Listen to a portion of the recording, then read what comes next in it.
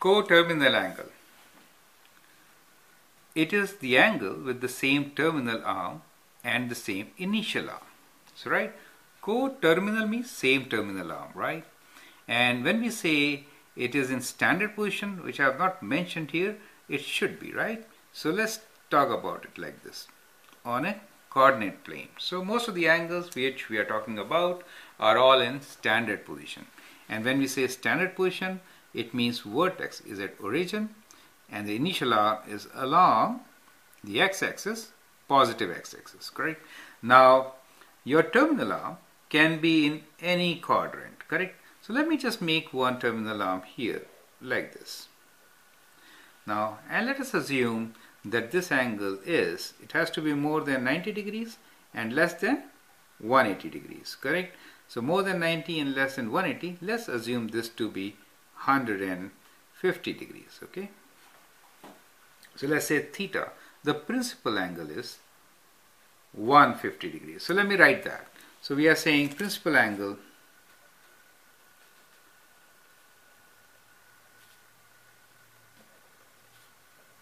theta is 150 degrees, correct? Now, in this case, coterminal angle is, it is an angle with same terminal arm and the same initial arm, right? So what is coterminal angle? So it is like representing the same angle in different ways. So one coterminal angle could be, when we say same initial and terminal, I could measure it like this also. Is it okay? So that is also coterminal angle. So we have same initial arm and same terminal arm. But in this case, what has happened is that we are going counterclockwise, correct? So how much is this angle? This angle is 360. It is minus, right? So I'll write 360 minus 150 and then write it with a negative sign, correct? So this angle becomes for me 360 minus 150, which is 210 degrees. But since it is going counterclockwise, I will say it is minus 210 degrees, right? Remember, all the angles which are clockwise, they are treated as negative, and those which are counterclockwise, they are treated as positive.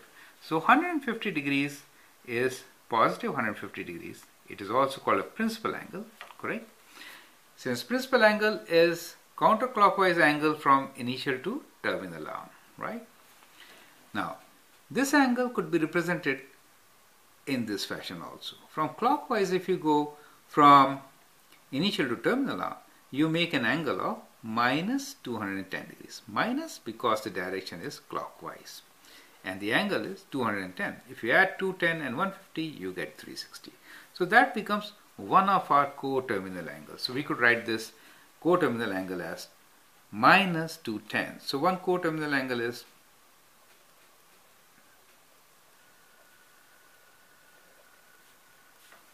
minus 210.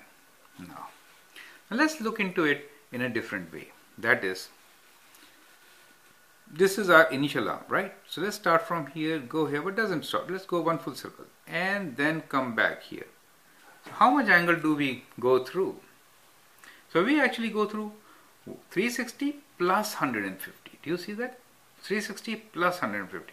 How about making another circle? That means another 150 degrees, right? So coterminal angle for 150 could be, so we'll write here, it will be 150 plus 360 degrees, correct? If you go one more circle, it will be another 360 degrees, right? Another circle plus, that means n times 360 degrees. That is what we get, n times 360 degrees. So that becomes coterminal angle. Do you see? So, and if you want to get to 210, how will you get to 210? It is 150 minus 360, right? Let's do this calculation again without thinking about this sign, right? In that case, if we do 150 minus 360, how much do you get?